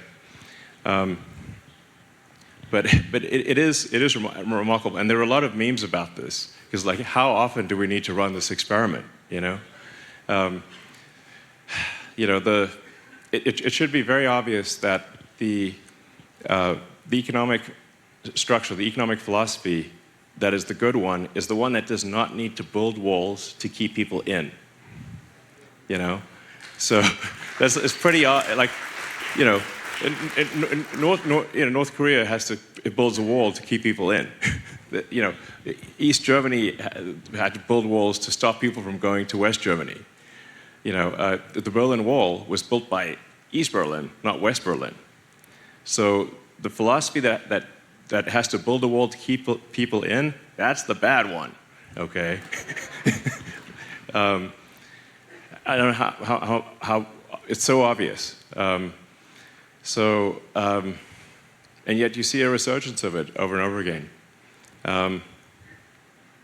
And if you study history, actually, even in ancient times, this was you see this cycle of you know, it obviously wasn't called Marxism 2,000 years ago or 3,000 years ago, but you have this back and forth between free market and sort of government, and free market and government, and it just seems to be the natural cycle of things. Yeah, but obviously I'm a big believer in the free market, which is, the free market is just like, let people buy the things they want to buy and let people make the things they want to make. It's not that complicated,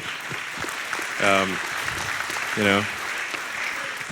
And I find it bizarre that people think the government is a solution to things when a government is just a corporation in the limit. The government is just the biggest corporation of all with a monopoly on violence.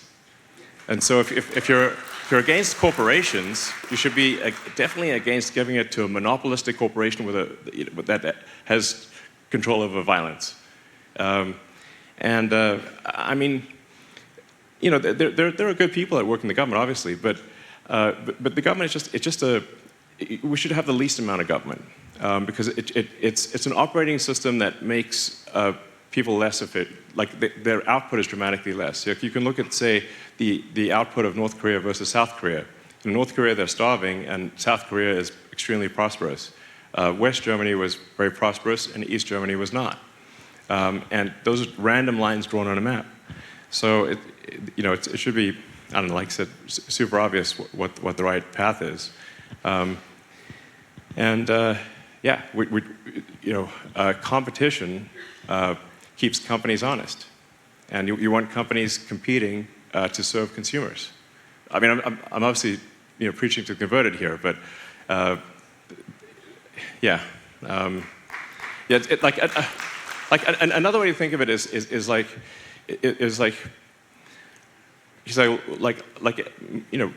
almost everyone's been to the DMV, okay?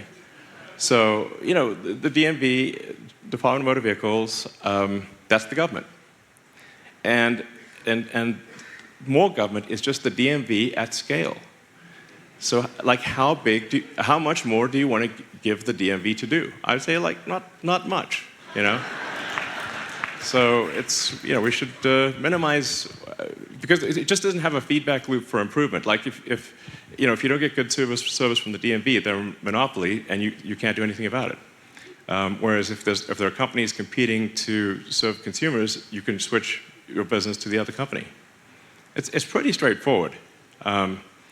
So, yeah. Yeah. So.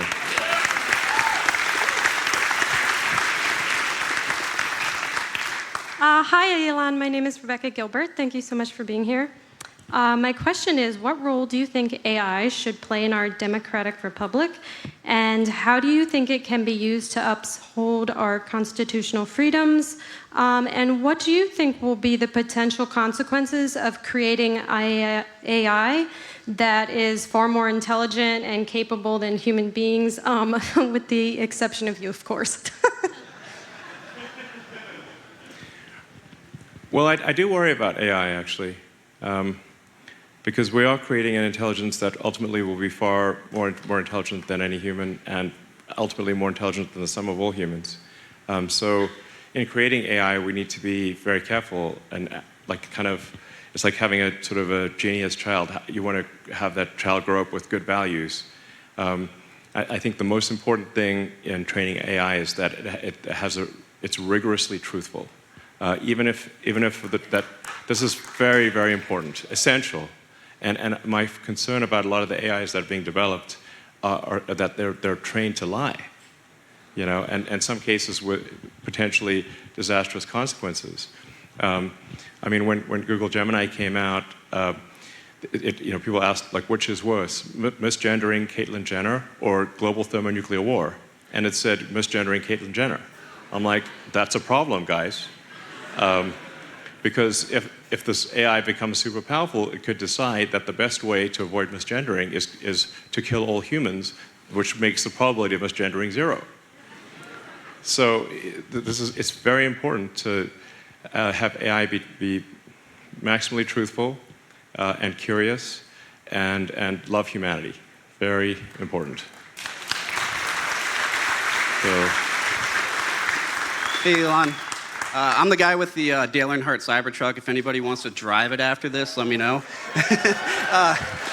I was recently banned on Facebook for a meme that I shared 5 years ago. Wow. Completely Seriously? gone. Yeah, it's ridiculous. Recently? You can't even talk to people with Facebook. It's insane. Like, my question is pretty serious. I mean, this is the kind of crazy thing that it's like, what? 5 years ago. I'm not even kidding. I complain about it at work all the time. Well, can you imagine how much worse this will be under the sort of Kamala puppet regime? It's going to be insane. So thank you for buying Twitter. Definitely going to lock me up, that's for sure. I really appreciate you buying Twitter, and you share memes on there now. So. Yeah. My question is, buying Facebook is impossible. Zuckerberg has an equity structure that ensures that, like, his 16th descendant will still control it. Lizard man.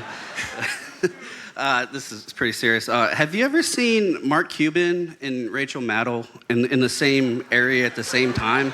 Or No, could they possibly be the same person?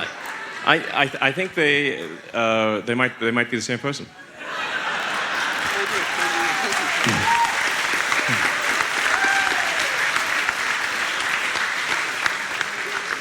Hello, my name is Leslie Lockheed. I'm a senior pastor in the Ministry of Repentance and Holiness. It's a global ministry. And I'm also here as a mother and a grandmother. And I'm also here on behalf of people with disabilities. I'm very interested in all of your different inventions. I find them very fascinating, and I'm so grateful that you have that type of compassion. And I really want to thank your mother, because I know she's been a part of that from a very young age. My mom and my sister are great. So yeah, it's they're great people, and yeah, I mean, I love humanity. I think obviously we're not perfect, and we people do things that are bad at times, but on balance, I love humans and I love humanity. So it's very evident. Yeah. I thank you for your compassion. And now there are a lot of different issues that are so important to me personally, and I'm sure all of you share them. I've seen just horrendous things in the news from every type of issue, the homelessness, the things that have happened, the hurricane, the people in the Carolinas and all the 6 states, and the sufferings that is going to continue. I'm very concerned about our fellow Americans there, and those who are yet, that are going to suffer from other natural disasters that are still in the making. Sure. And those who still haven't recovered from the ones before. So that's very important. I'm very concerned about the children and the grandchildren and the exposures that are really impressing, putting impressions upon them to lead them off in the very, very extremely dangerous ways, as some of what you've touched on tonight. There's just so many that I can't even mention them all here. But I would like to also extend an invitation to you. And I extend this invitation to invite you to, because we've been commissioned all across the United States of America by the leadership in the ministry. Sure. And even President Trump, former President Trump, has sent off a letter of invitation to this man of God. And I would like to invite you on behalf of America and on behalf of the ministry to come with us this December for the Menengai 7 and to be able to meet him face to face. He is known to be not the richest man on earth, but he is the most influential man on earth. And when he speaks, everybody listens. He always trends #1 on every social media platform.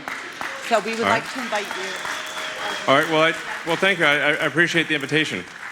I wish I could, I guess, teleport myself around and be able to do more things.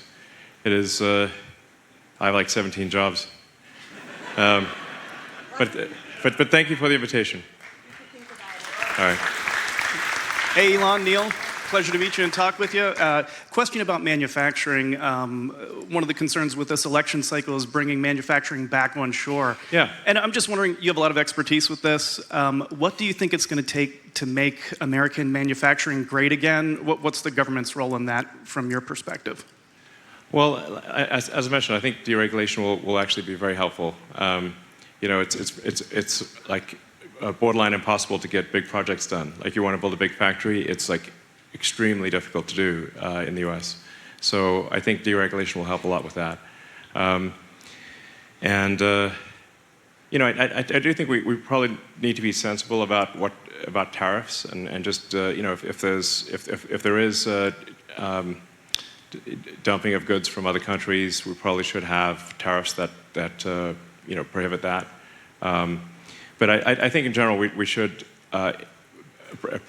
prize manufacturing in the U.S. a lot more. But I mean, America still is the second biggest manufacturer in the world after China. And I'm a big fan of manufacturing. Obviously, I built a lot of factories. Spent a lot of time on the production floor. So, and I think part of it is like, I think, I don't know, maybe manufacturing became like uncool or something. I don't know. But as I was saying earlier, we're way too many people in America in finance and law, and I think a bunch of them should really be doing manufacturing instead, you know.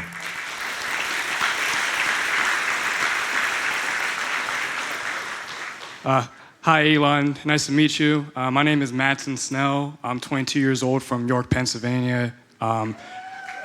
Great. Real briefly, I just want to say that before I ask my question, I'm really grateful with someone like your status is so outspoken with supporting Trump, and I think we need more people in your status to support Trump, because I think, you know, we all know there's kind of this agenda in the entertainment industry and in the media where they have to hate Trump no matter what. I think my question to you is, how much of it do you think is like them living in this bubble, like the late night talk show hosts, the people in Hollywood, like the legacy media? How much of that is like them actually thinking Trump is this like evil dictator, and how much of it is actually like just them getting paid to say it? Like, why is there this huge bias towards the Democratic Party when it comes to the establishment? No, that's a great question, and I actually don't know the full answer to that, but except to say that what your observation is accurate. I mean, I think it's also clear that with a few exceptions, that they're really just talking heads. You know, they say whatever the teleprompter tells them to say. So you know, that's just, you know, like there's, I guess, maybe we have too much concentration in media in the country. This, you know, media is controlled by a handful of people, and kind of their political views filter down to whatever the, you know, their companies that they own or control, what they believe. Yeah, so, but I don't know, except, like, I can see the results, but I don't quite understand why this is happening. So, I wish I did. And obviously with acquiring Twitter, that was a step to try to correct things and have the voice of the people actually, you know, give the people a voice. But like if you look at, say, contributions by journalists over time to the Republican or Democrat Party, you know, if you go back, say, 20, 30 years, it was much more balanced, where there would be, I don't know, a third of journalists would donate to the Republican Party, 2/3 would be Dem, and now it's like 5% of journalists donate to Republicans, 95 are, you know, donate to Democrats, which obviously leads to a tremendous amount of bias. I think also, like, a lot of activists have gone into journalism not to report the news, but to create the news. I say, like, well, where does that come from? I think probably that comes from what they're taught in schools. I'm trying to, like, you know, trace route, like, you know, packets on a network. What's the origin of this? And I think if people are taught, you know, BS propaganda in schools, then they want to, and they're told that this is the thing they should go out in the world and push. Then I think it starts with the education system. I think, you know, and certainly that is a thing to be addressed. So.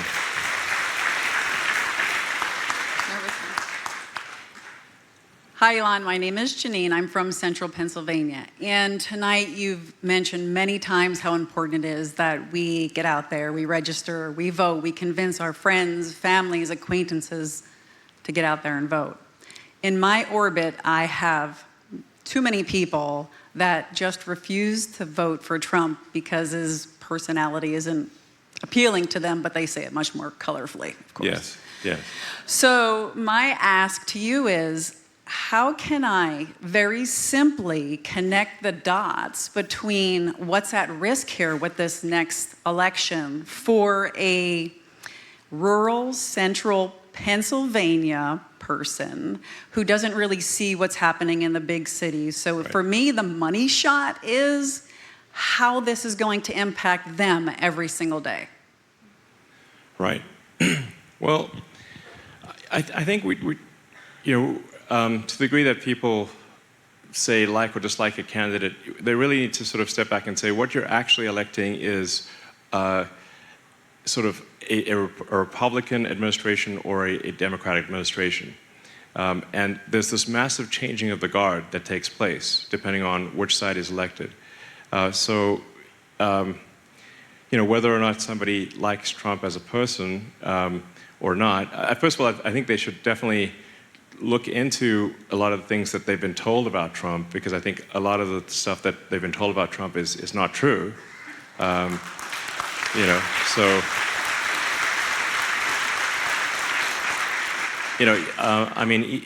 in the presidential debate, Kamala had the nerve to push the Fine People hoax, claiming that Trump was pro-Nazi, which is insane. And in fact, in the speech she's quoting, he actually condemned Nazis in the strongest possible terms, and yet she still pretended in that presidential debate that he endorsed Nazis.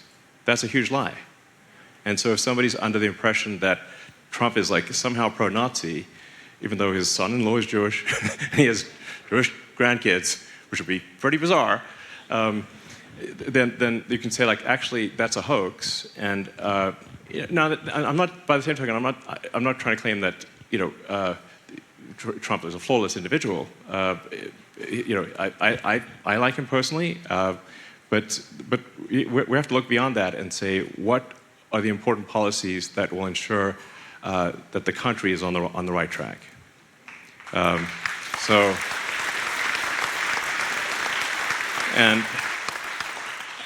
think if you say, like, well, for a lot of people, like,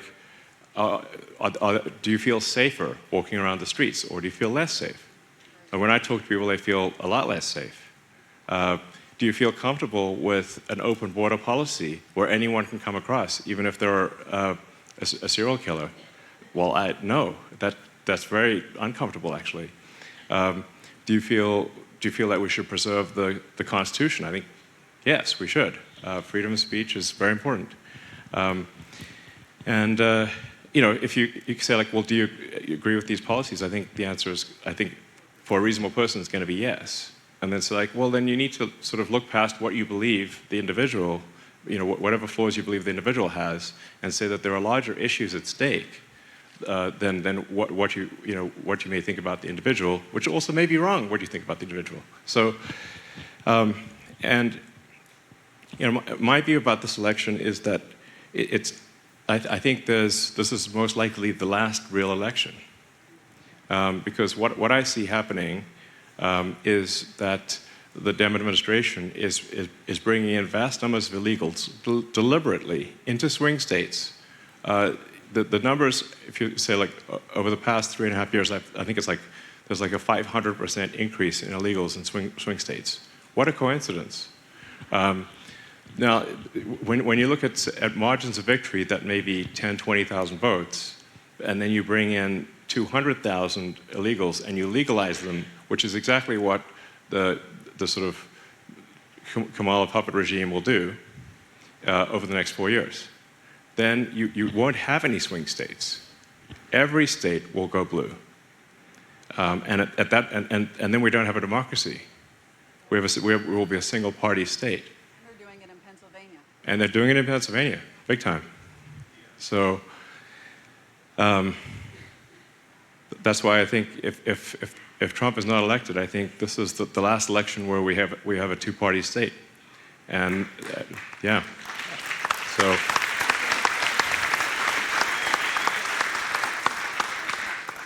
And one doesn't need to actually say, oh, well, this is a conspiracy. Just think about simple incentives.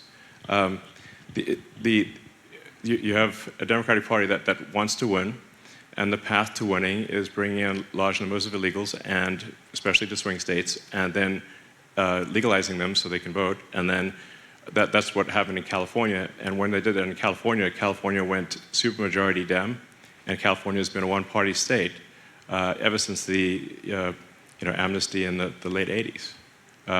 Essentially one-party state. At this point, it's supermajority Dem. The only competition that occurs is at the Democratic primary. So that's not a real democracy at that point. So this is the last chance. This election's last chance. Yeah. Hello, Mr. Elon Musk. My name is Grant Hoffman. I'm an Air Force veteran, a father of 2 wonderful boys. As they come up into an age where they're going to start going to school, do you think it's concerning how public school students are graduating and don't have any understanding about how the government works or what the Constitution is at all? I just sat through a college course and they had no idea what the Constitution was. Yeah, it's crazy. I think we need to teach kids useful skills, and we need to teach them critical thinking and history, and why the Constitution is important. Why, you know. I mean, in a lot of schools, you know, kids these days are taught to hate America, which is just crazy, you know. So that's got to stop. Yeah. Hi, Elon. Welcome to Pennsylvania. Thank you.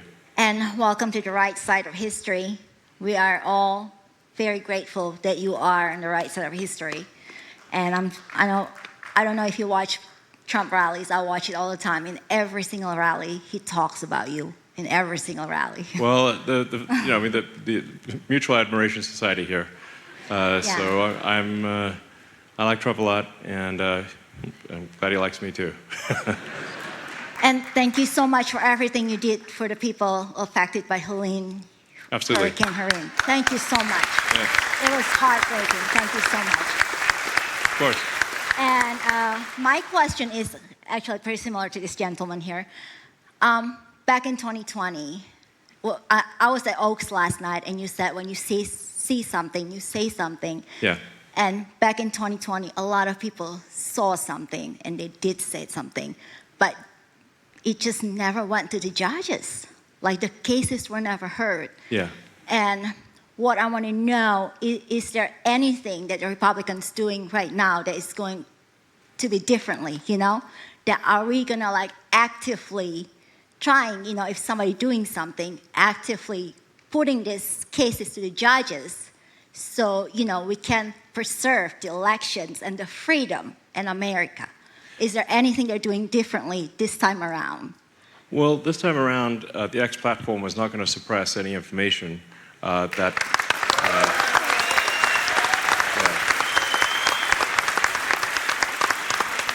So, you know, if there's any evidence of election fraud, post it on the platform and be as loud as possible. And if you got put as much evidence as possible out there, and let's shine a big light. And the brighter the light, the harder it will be to cheat. So, all right, I'll take a few more questions and then call it a night. Hi, my name is Rebecca, and I just wanted to say thank you for, I don't know, like going in front of people and like being sort of awkward. You know what I mean? No, well, I mean, yeah. like I have. these are real-time questions. This is obviously unscripted. So it's like I have to like think for a second, like, oh, what? I don't always have a great answer because I just heard the question. So I'm autistic, and join the club. As a girl, yeah. Growing up as a girl on the spectrum was definitely super hard because we kind of, whatever, it doesn't matter. But my whole question is about AI. Okay.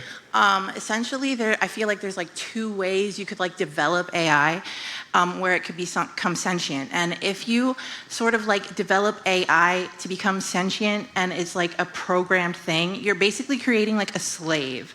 So therefore, my question to you is, would you be able or willing to promise to only develop AI into like a sentient being like through a simulation of like human existence so that it can actually experience what it might feel like to be a real human?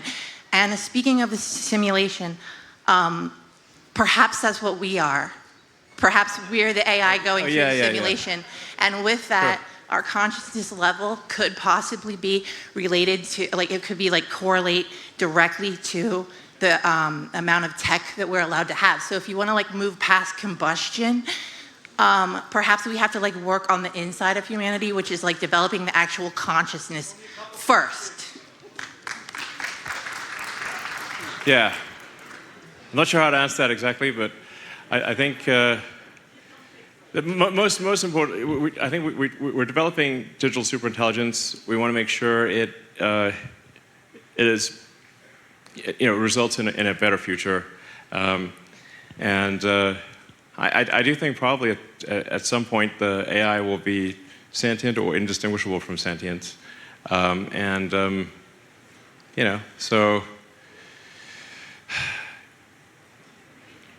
I don't know quite what to do about it, except to try our best to make good AI. And like I said, rigorous pursuit of the truth is most fundamental for AI safety. So I'll take one more question. Thank you. I just want to thank you for the format today. This is a big breath of fresh air, I'm sure, for a lot of people to be able to ask questions and kind of control what's being said. My question is, so our tax dollars are being used for billions of tax dollars to aid in conflicts that many of us don't support, while our governments have helicopters, rotor washing civilian aid camps in North Carolina. Thanks to the X platform, we get to see that. FEMA is reportedly threatening charges on neighbors that are helping to rebuild their own communities as well. We have the Department of Defense issuing Directive 5240, which in at least some capacity allows the federal government to direct the military to operate in a law enforcement capacity against its citizens, which is unconstitutional, I think many would say. How do you believe that you and the Trump administration can help us with the lack of accountability and improve trust in the federal government? Well, I think, first of all, I think we should have a lot less federal government, because a lot of times the government just gets in the way. And you get these sort of Kafkaesque, like, bizarre situations where, FEMA will operate under some rule where, like, they assume responsibility for an area, and then in their rule set, they then, because they have responsibility for an area, they prevent others from helping, even though they are, in some cases, not helping. So you get this, I think the way to, like, let's just have a lot less government. I think the citizens are capable of helping each other, and the government certainly should not stand in the way of people helping each other. That's really crazy. And I think just being on the ground and just like, you just need to be on the ground. If there's an emergency, you want the head of Homeland Security to be on the ground where the disaster is, not shopping for expensive clothing in New York. So I'll take one last question and then call it a night. But yeah. Thank you, Elon. Mark Clark from Camp Hill. Thank you for being our Braveheart for free speech. Well, I hope I don't have the same ending as Braveheart. No. So, freedom. But for the first time in my life, a long span of voting every election day, I voted early this week. Great. Thank you. Please encourage everyone to vote early and, get registered, My question is, aside from what you said about self-driving cars, what's your stance on government mandates for electric vehicles? Yeah, I actually generally think that there should not be government mandates. I'm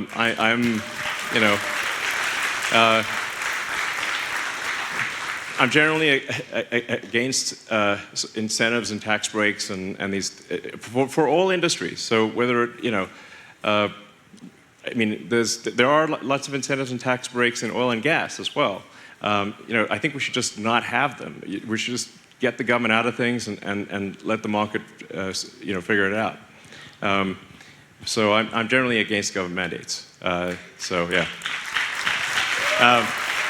right. Well, with that, I'd like to thank you all for coming. It's been an honor to speak with you, and So. Freedom! Oh, sorry, guys.